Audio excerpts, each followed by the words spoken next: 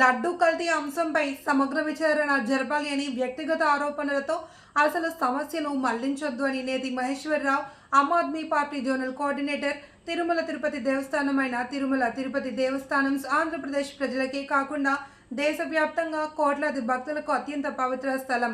ఇక్కడ ప్రసాదంగా ఇచ్చే లడ్డు నాణ్యత పవిత్రతపై ప్రతి భక్తుడికి అపార విశ్వాసం ఉంది. అలాంటి పవిత్రమైన లడ్డు తయారీ నెయ్యి విషయంలో కల్తీ ఆరోపణలు వెలుగులోకి రావడం అత్యంత ఆందోళనకర విషయం. లభ్యమైన సమాచారం ప్రకారం అసలు ఆవు నెయ్యే కాకుండా నాణ్యత లేని పదార్థాలు సరఫరా చేసి వాటితో కోట్లాది లడ్డూలు తయారు చేసి భక్తులకు పంపిణీ చేసినట్లు ఆరోపణలు వస్తున్నాయి. ఈ ఘటన భక్తుల విశ్వాసాన్ని దెబ్బతీసిందే కాకుండా ప్రజా ఆరోగ్యాన్ని సైతం ప్రమాదంలోకి నెట్టింది. ఈ అంశంపై పూర్తి స్థాయి పారదర్శక విచారం జరపాలి అని మేము డిమాండ్ చేస్తున్నాము. టీటీడీ అంశంలో ముఖ్యంగా కల్తీ లడ్డు తాలూకా వ్యవహారంలో అలాగే టీటీడీలో జరుగుతున్న అక్రమాలు ఈ చర్చ ఏదైతే ఉందో దీని మీద ముందుకెళ్తున్న పరిస్థితులలో ముఖ్యంగా టీటీడీ చైర్మన్ అయిన బిఆర్ నాయుడు గారి మీద ఈరోజు చూస్తున్న వీడియోలన్నీ కూడా మనం గమనిస్తూ ఉంటే ముఖ్యంగా ఒకవైపు అవినీతి జరిగింది, ఒకవైపు దాని తాలూకా మహాప్రాధం జరిగింది, దాని మీద చర్చ వెళ్ళాలి. అంటే అక్కడ టీడీపీ పార్టీ ఈ అంశాన్ని రాజకీయంగా వాడుకుందా లేదా తీసుకెళ్ళిందా అంటే అది ఒక డిఫరెంట్ చర్చ.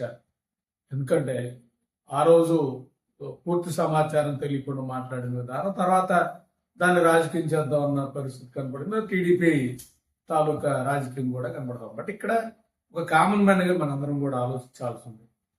తిరుపతి వెంకటేశ్వర స్వామి తాలూకా ఏదైతే లడ్లు ఉన్నాయో 20,000 అంటే 20 కోట్ల లడ్లు ఏదైతే దాంట్లో వాడినది ఏదైతే నెయ్యి అసలు నెయ్యే కాదన్న రిపోర్ట్ వచ్చింది. అది రిపోర్ట్ అది మనం చెప్పింది కదా, సిబిఐ చెప్పిన రిపోర్ట్ అది. ఇక్కడ నేను చెప్తా జనరల్గా దేవుడి దగ్గర తిరుపతి వెంకటేశ్వర స్వామి లడ్డు కానీ ఇవన్నీ కూడా ఈవెన్ గేదె పాలు కూడా వాడరు, ఆవు పాలు వాడి దాని నుంచి వచ్చిన నెయ్యితోటి లడ్డు చేస్తారు. అంటే ఎంత పవిత్రంగా ఒక ఒక ఒక మతం తాలూకు భావజాలం అంటే ఒక ఇందని మనం చూస్తాం. అలాంటి దాంట్లో ఇవన్నీ కలిపి ఆ రిపోర్ట్లు వచ్చిన తర్వాత నిజంగా కొద్దిగా ఏదన్నా ఉంటే దాన్ని సైడ్ చేసేసి మోస్ట్లీ దాని మీద ఎదుటోళ్ళు మాట్లాడుతూ ఉన్నాం, మనం తప్పుకునే విధానం కనపడతా ఉన్నాం. ఎందుకంటే ఇక్కడ అలా లేకుండా దాన్ని ఇంకా చర్చకు తీసుకొచ్చే విధానం కనపడతా ఉన్నాం. ముఖ్యంగా దాన్ని డైవర్ట్ చేయడానికి తిరుపతి లడ్డుని జనాలను కన్ఫ్యూజ్ చేయడానికి ఆ తిరుపతి లడ్డు అంశాన్ని తాలూకా హెరిటేజ్ వచ్చింది, ఇందాపూర్ వచ్చింది. హెరిటేజ్ని ఇందాపూర్ రెండింటిని రిలేటెడ్ కంపెనీలు చేస్తున్న పరిస్థితి, ఆ చర్చ నడుస్తున్న ఆ పరిస్థితులు ఈరోజు మళ్ళీ బిఆర్ నాయుడికి సంబంధించిన వ్యక్తిగత సమాచారం అంటున్నారు. సో ఆ సమాచారంలో ఎంత నిజం ఉంది, ఎంత ఉందని ఆయన తాలూకా ఈ అవినీతి మీద వర్క్ చేశాడా లేదా అది క్రైటీరియా. అతని వ్యక్తిగత జీవితం మీద కూడా మళ్ళీ మనం వెళ్ళే పరిస్థితి అంటే అవినీతి మీద వర్క్ చేసిన వాళ్ళని దాడి చేయటమే నేను అంటాను. ఇక్కడ ముఖ్యంగా రాష్ట్రంలో ప్రధాన ప్రతిపక్షంగా ఉన్న వైఎస్ఆర్సీపీ అసలు ఈ సమస్యలని ముందు ముఖ్యంగా రాష్ట్రంలో ఉన్న సమస్యలు అంటే ఈరోజు దళిత పారిశ్రామికవేత్తలు మాకు బిల్లులు రావట్లేదని నిరంతరం దిగుతా ఉన్న పరిస్థితి.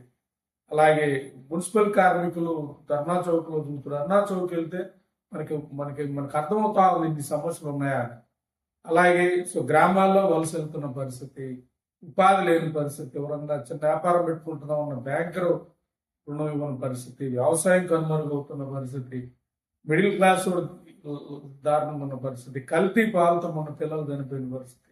ఇట్లా అసలు మొత్తం ఈ చర్చలు ఏవీ రాకుండా ఒకే ఒక్క అంశం దీన్ని తీసుకెళ్తున్న పరిస్థితి. అంటే ప్రధాన ప్రతిపక్ష హోదా ఏదైతే మీకు ఇచ్చి 11 సీట్లు ఇస్తే ఆ 11 సీట్లతో అసెంబ్లీకి వెళ్ళి విధానపరంగా వర్క్ చేసి కంప్లీట్గా గవర్నమెంట్ని స్ట్రక్ చేయాల్సిన పరిస్థితుల్లో నిరంతరం ఇలాంటి చర్చలు ఇలాంటి విధానంతో రాష్ట్ర సమస్యలను పక్కదోవ పట్టిస్తున్నారు అనేది మా బాధ. మీ ఇద్దరు వ్యక్తిగత అంశాలు లేదా మీ రెండు పార్టీల విమర్శలు జనరల్గా రాష్ట్రంలో మేమేం పట్టించుకోవాల్సిన అవసరం లేదు. కాకపోతే ఈ సమస్యలతో మొత్తం మీడియా అంతా అటెన్షన్ తీసుకొచ్చి అసలు మేము చెప్పాలనుకుంటున్న సమస్యను బయటకు వెళ్ళనీయకుండా చేస్తున్న పరిస్థితి ఉంది. కాబట్టి ముఖ్యంగా వైసీపీకి మేము చెప్పదలుచుకుంటుంది, కుదిరితే అసెంబ్లీకి వెళ్ళండి, లేకపోతే రిజైన్ చేసేయండి. రిజైన్ చేసేస్తే ఆ 11 సీట్లలో ఎన్నికలు వస్తాయి. ఆ 11 సీట్లలో మాలాంటి వాళ్ళని పోటీ చేసి గెలిచి అసెంబ్లీకి వెళ్ళి కేంద్రంలో రాఘవ్ చడ్డా గారు ఎలా అయితే మొత్తం దేశ సమస్యలన్నీ ఒక ఎంపీ మాట్లాడుతున్నట్టు మేము రాష్ట్ర సమస్యలన్నీ కూడా మాట్లాడటానికి అవకాశం వస్తుంది. ఇప్పటికైనా ప్రధాన ప్రతిపక్షం దీని మీద ముందుకెళ్ళాలి. ఎందుకంటే రాష్ట్ర సమస్యలను పక్కదోవ పట్టించే విధానం గతంలో కూడా మేము ఇదే చెప్తాం. ఒక వ్యక్తి తాలూకా పర్సనల్ డేటా అవన్నీ మా రాష్ట్రానికి అవసరం లేదు. ఆ రోజు టీడీపీ ప్రతిపక్షం ఉన్న అదే తప్పు చేసింది, వీళ్ళు అదే తప్పు చేస్తున్న పరిస్థితి. కాబట్టి ఇలాంటి చర్చలకి ఫుల్ స్టాప్ పెట్టాలనేది ఆమ్ ఆద్మీ పార్టీగా తెలియజేస్తున్నాం. అలా పెట్టని పరిస్థితుల్లో కంప్లీట్ గా ఈ రెండు పార్టీలు కూడా ఆంధ్రప్రదేశ్ లో ప్రజలు మర్చిపోయే రోజు వస్తుందనేది రెండు పార్టీలు కూడా